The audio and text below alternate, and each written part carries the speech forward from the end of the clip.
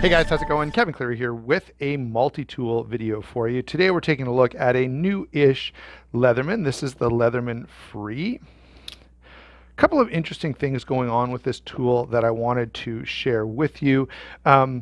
And you know, just kind of go over because this is new and I was curious about it. Thankfully, my friend Bradley was willing to lend this to me to check out for a little bit and to share with you guys.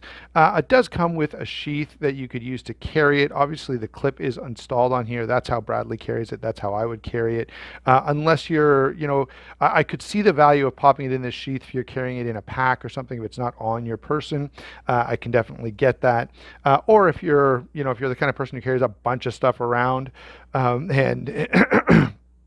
and you use a belt to do that. Maybe you're a maintenance worker or something like that that wears a belt and carries a bunch of stuff on your belt to kind of cover everything you need. So there is a sheath. You can carry it on your belt. I don't usually wear a belt, and so the sheath is not super useful to me, but it does exist, and it does, you know, it fits well, and I don't really have any problems with the sheath. I'm not going to spend much time on it though, because I want to spend my time looking at this tool. Okay, so the first thing I've got to say, and I feel like I could almost make this a separate video, but we're going to do it here. When I'm reviewing a multi-tool, I'm pretty forgiving, okay? And there's a reason for that. And that's because I don't view a multi-tool as much of anything, okay? It's essentially a backup secondary tool that you're going to use for that one little job that you kind of forgot about from time to time. Okay, I pretty regularly do, you know, some construction work and carpentry work on the side, and doing that work, I can honestly tell you that I have never used a multi-tool. It's just, right, if I need a hammer, I get a hammer. If I need a saw, I get a saw. Whatever tool it is, if it's a pair of pliers or a pair of wire cutters or side cutters or whatever else, I have those tools and I use them, okay? And if you're going to do any serious work, you need to get the proper tool for the job. You can't expect a multi-tool to do the job of a real tool. It's not the same, okay? A multi-tool is sort of this backup secondary thing that can get you out of a pinch, you know, and really, you know, if these pliers work to get that one nail out or that one screw out and then completely failed after that, it wouldn't be the end of the world to me, because that's all I needed it for, okay? And so to me, that's the role that a multi-tool really serves. It's not a primary tool that I'm going to be using all the time for all kinds of things. All right, I can give you just a simple example, and this is about the only thing I would use a multi-tool for, okay? We were doing some painting at the house, and I didn't want to run down to the basement and get the proper screwdriver, so I used the Leatherman Signal to take out some of the screws that were holding the face plates on the electrical outlets and light switches, right? Outside of a little job like that, I'm going to get a real tool and do the job that way. All right, so since we've got the Signal in here, let me close this up and we can do a quick little size comparison. So here we have the Leatherman Signal, here we have the Free, here we have the Skeletool. What else can we throw in here to give you a good idea? There's the Victorinox Forester, and here is a Rat Model 1. So that should give you a pretty good idea here. This is a full-size multi-tool. It's about the size of many other multi-tools that you have seen and become familiar with. All right, now next let me kind of run through the interesting features that this has, and let me comment a little bit on that. So the reason they call it the Free is because of this. Okay, so these handles are running on bearings, and therefore they're very thin, they're very free, and you can wave this thing around like a balisong. Really cool. And I've got to say, and the other thing is it's got this detent. So look at this little hook here as it pops into the handle, and then as I open it, so that is a detent that keeps the handle in place. And then when you close the knife the other way, they don't have an opposite detent, which I actually think they should have done. Instead, they have a magnet. All right, so those are the main differences between this and other multi-tools. It does some other things well. It's got replaceable cutters here. It's got all the tools accessible from the outside when the multi-tool is closed, but there are lots of other multi-tools. In fact, this is becoming sort of the standard way of doing this. All right, so there are lots of other multi-tools that do a similar thing. I guess the other thing that's maybe a little bit unique is the way the locking mechanism works here. So on this blade, as I open it up, you can see this guy kind of pops into place. I've got to push it up now to release the blade. I'll just show you that one more time so you can see. So there's the lock as the blade is closed. As I open this up, boom, it pops into place. Okay. Partially serrated blade.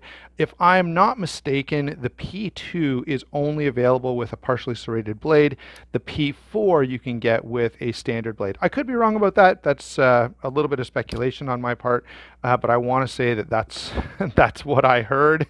Okay, if I'm wrong, correct me down in the comments. But the fact is here, if you're doing the P2, then you're going to have to go with a partially serrated blade. If non-serrated is an option, that's always what I'm going to go with. All right, we've got some scissors over here. Actually, let's stop this before. I'll come back and I'll run through all the tools really quickly. But for now, just wanted to show you those features. So the main features that are of interest are it's a different way of locking. There's a magnetic close here. Okay. They have put these little protrusions on the tool. You can see by the end of my thumbnail there. Why am I not focusing? There we go. So that little protrusion that's visible when the multi-tool is open. And by the way, I heard some reviewers complain about this. I did go ahead and use this a little bit and grab some stuff, and I pulled out a couple of nails and did different things like that. I don't know, maybe my expectations are different. I don't really expect a multi-tool to be super comfortable, but I didn't really notice. I guess on the other hand, maybe it's just, as they say, no sense, no feeling, because a lot of knives that other people think are really uncomfortable, I'm like, I don't get it. I don't find it all that uncomfortable. Benchmade Contigo is a good example. Everyone complains about the jimping. I don't know. The jimping doesn't really bother me that much. So maybe I'm just not sensitive enough. That's one little interesting thing to show you. We already talked about the detent. We talked about these free swinging handles, which is kind of a neat feature. Okay. And yeah, I can't whip it hard enough on below the camera here to get this to engage, but you can I'll show you one more time that little detent engaging. There is one on both sides. So I'll show you this one more time. So as I open this, see how it locks in there, and that detent keeps the handle in place when I'm using this. Now let's go ahead and work our way through the tools very quickly. Again, I've got to say this, if these are not the right tools for you and for your purposes, don't buy this multi-tool. Okay, there are dozens of multi-tools out there. Most of them are fine, especially if you're buying a Leatherman. Generally speaking, the quality is pretty darn good.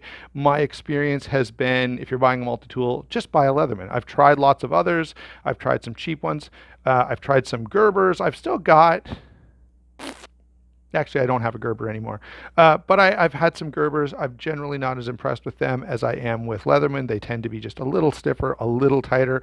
All multi-tools that I've tried have a bit of play. If you really squeeze this, you can see some movement. They'll have a little bit of wiggle.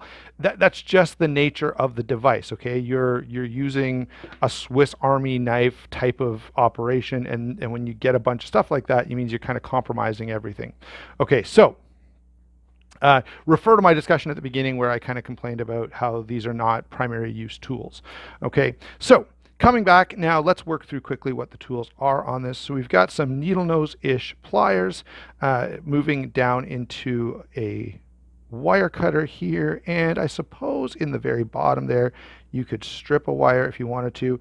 There's a crimper on the other side. You can see it right where the tip of my finger is. Okay, if you were going to crimp an end onto a wire. So those are sort of the main open and close type of tools. Everything else is accessible from the outside, and I will say I like how they've done this. So I've got a blade available over here. On this side I've got scissors that pop open and are spring loaded. I did do a little bit of paper cutting with them and they worked just fine. Now, the other thing, here's the last part. Now, this I think is a huge improvement. So I should have mentioned this before under just new features that I like. In fact, I'm not sure if I like all of them yet, but here's a new feature that I love. The way these work is you just push down with your thumb and everything pops up. I have complained about this so much. In fact, on my Swiss Champ, the Victorinox that I have, the other Victorinox, not the Forester, I always complain I don't keep very long nails and my nails are not super hard. So things that are deployed with a nail nick, I really, really hate because they never work for me. Okay, so what we've got here is a file. Interestingly, the file is not sharpened on the edges. I'm not a huge fan of that. We've got a flathead screwdriver here. We've got another little wire stripper there, and the screwdriver has a measuring option on it. I don't know, guys, can someone comment below? I kind of wish they would stop putting like measuring stuff on here. I never need to measure anything that this is going to do the job, okay? It's just useless to me. We've got an awl and a ream that is sort of functioning, and a small flathead screwdriver. Kind of interesting. I didn't get much chance to use this one, but there they are. And then we've got a can opener as well. So these are all the tools on the scissor side of the handle. Going over to the blade side of the handle, we've got, of course, the blade. It's a partially serrated blade in 420 HC steel. And then we've got two large driver bits slash pry tools. Okay, so this is a flathead screwdriver, fairly substantial one, with a bit of a ream on it as well. Cap lifter and Phillips head screwdriver, fairly large Phillips head. All right, so all of that is fine. I will say, I can't remember who complained. I think a couple people complained about one thing that's missing on this, and that is really, really handy, like on the Signal, to have this changeable bit.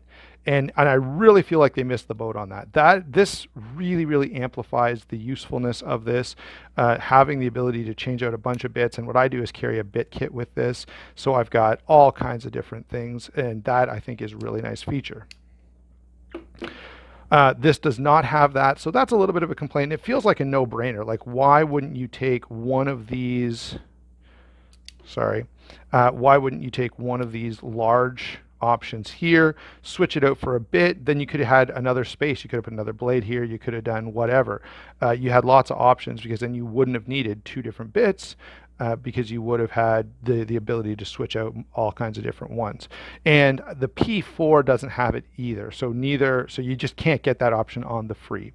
All right, so what are my thoughts on the Leatherman Free, sort of in general, things that I like, things that I dislike? Things that I really like, I love the way that they do the detent here. That's really, really nice. I don't really care about the freeness of the handle.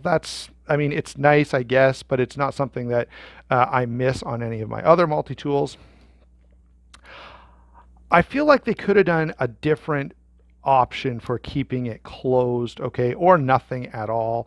The magnets, I don't know, it's not the worst idea ever, but there is some potential there for having, you know, stuff stick to the magnets, metal shaving, stuff like that, change in your pocket, whatever else. I don't know. I have some other stuff with magnets on it. I have the little Smart keychain that clicks together with a magnet, and so I'm used to carrying something magnetic in my pocket. It's never really been a problem for me. I've never had cards demagnetized or any other issues like that. But you know, I get the complaints are out there, and so I thought I'd pass those along. Overall, I think this is an absolutely fine multi-tool. And again, I'm going to sound like a bit of a broken record here, but as I've said with any multi-tool review, you've got to look at what your intended uses are and assess whether or not that tool has the stuff that you need. So if you're always using torque bits in your job, well, guess what? This is the wrong multi-tool for you, because it doesn't have any Torx bits. That seems so obvious to me, and I can't take points away from it, because there are Leathermans that have the option to switch the bits. So just go with that one, okay? I don't know what to tell you about that part. So the tools that it does have function about as you would expect for a multi-tool, okay? That is, none of them work as well as the real thing. All of them can probably get the job done when needed. And that's how it goes. That's every multi-tool that I've ever experienced. All right, let me do a couple of quick comparisons here. I'll throw in the Leatherman Signal. This is a multi-tool that I like and carry and use quite a bit. I like the look of it. I like some of the outdoor features on it. It's nice to know that I have the ability to start a fire and do a few other little things. Even though it's not ideal, I can get it done, and that's the theme of multi-tools, right? They're never ideal. They're always kind of improvising, but at least you've got some options. Throw in,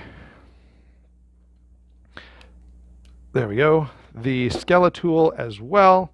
All right, notice, by the way, the Skeletool also has the changeable bits. That's a huge benefit of any multi-tool. The Skeletool does have this weird clip, which, you know, doesn't really do much for me. I feel like you could use that space to do something else interesting, but what can you do? All right, and finally, let's throw in a Victorinox, because of course the first sort of multi-tool was actually a Swiss Army knife, and you do have a bunch of options here. So you've got a fairly substantial blade. We've got a, hold on, where's the saw and how do I get a hold of it? There's the saw. Okay, pretty substantial saw. Again, bigger than, right, if you compare this even to the Signal. Right, so there's actually more sawing ability there, which is kind of interesting. All of these, of course, are slip joint. Now I'm going to try, nail nicks are like my arch nemesis, but again, you got a big flathead screwdriver there. Cap lifter, small screwdriver. A couple little inserts here, so we've got a pair of tweezers, a super small screwdriver, and a corkscrew, and oh man, see those nails? I hate nail nicks. And here is an awl with a ream that's a little more substantial. Okay, but so I just kind of ran through those because this is obviously a different option, but you know, this sort of represents the alternative to the standard folding plier, Leatherman, Gerber stuff that we normally see out there. All right, the last thing that I want to touch on is cost, and that is substantial on this guy, okay? And that's one of the areas I think it falls down just a little. The Leatherman Wave, I think, goes for around $100, and you can get, like, I remember a while back you do the Wave, and there's, wow. Let me back up here just a little.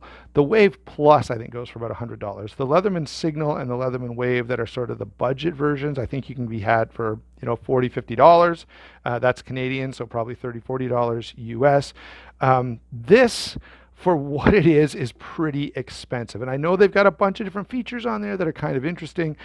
These are like $150 in Canada. So I checked Amazon today. I didn't check Amazon.com, so I can't tell you, but I think they're around $100 in the US, which is pretty pricey for what you're getting. Like, this doesn't feel like a huge upgrade from the Wave or the Signal. It definitely feels like a bit of an upgrade. So I don't know, if it was 60, 80, something like that, I think I'd be happier with it. What interests me more about this multi-tool, and by the way, having, you know, I think the cost is a bit high, but if it's the perfect multi-tool for you, then it's the perfect multi-tool for you and you should totally buy it. But here's what really interests me about this tool. The various little details, the little interesting implementations that they've done. So I love the, let's close this guy up. Let's start with that. I love the detent. I'd like to see this done on lots of different multi-tools. I think that's a huge move, a really, really helpful thing. I love the opening mechanism. So the fact that I can just push this down with my finger and I've got access to all the tools, I think that's a huge win, and I really, really like it. All right. Outside of that, like the free moving handles there, that's either here nor there. It's fine. It's kind of interesting, but I don't have to have it. The magnet down here, again, kind of an interesting touch. I don't think it's the worst thing ever. There have been some people kind of complain bitterly about it.